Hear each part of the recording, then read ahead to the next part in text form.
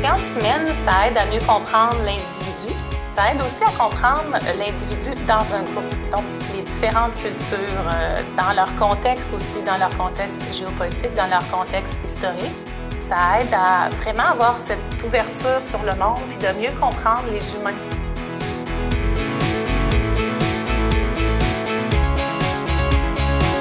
On a 4 profils principaux, si on exclut les doubles decks. Donc, on a administration et économie, enjeux internationaux, développement humain et société et éducation.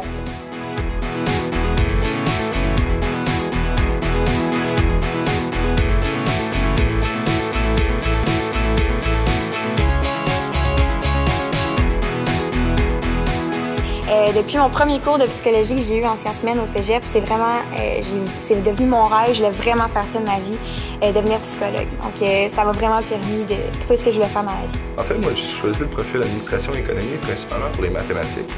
Étant donné que c'est un domaine qui m'intéressait, mais aussi pour savoir si m'ouvrir ma propre entreprise pourrait être quelque chose qui m'intéresse dans ma vie future. Il y a les changements climatiques, les conflits mondiaux, les échanges internationaux, autant économiques que culturels. Donc moi, c'est quelque chose qui m'intéressait. Je suis quelqu'un qui aime voyager, qui aime s'informer sur ce qui se passe partout sur la planète.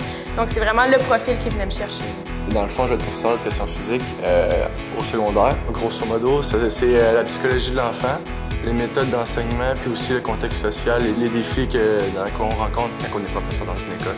Tous les profils mènent à peu de choses près au même diplôme universitaire. C'est juste que quand on est là, ben, on est dans quelque chose qui correspond à nos intérêts, puis c'est le fun, c'est intéressant.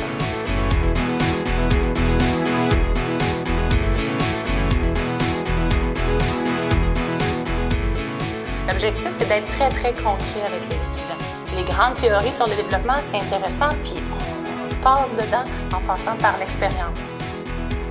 On est vraiment invité à se mettre dans la peau de d'autres personnes. La peau, par exemple, d'un enfant qui va regarder des jouets. Dans la peau d'une personne âgée qui a à vivre avec ses capacités qui sont plus réduites.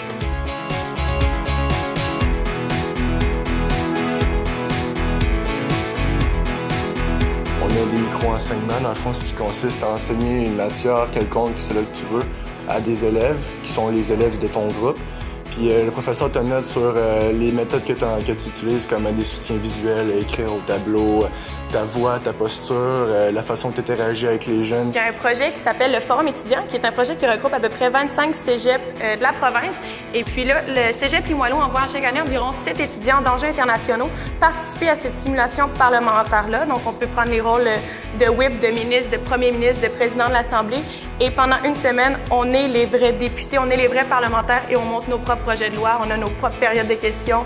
On fait vraiment tout, on a même les conférences de presse.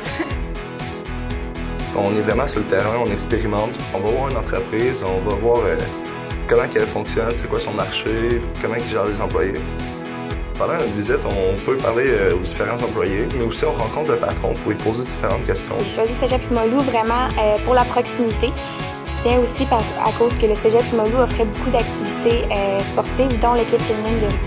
Au-delà d'avoir des bons cours, je voulais avoir une belle dynamique de vie. Je voulais avoir une vie étudiante, avoir le goût d'aller au cégep entre mes cours autant que pendant les cours.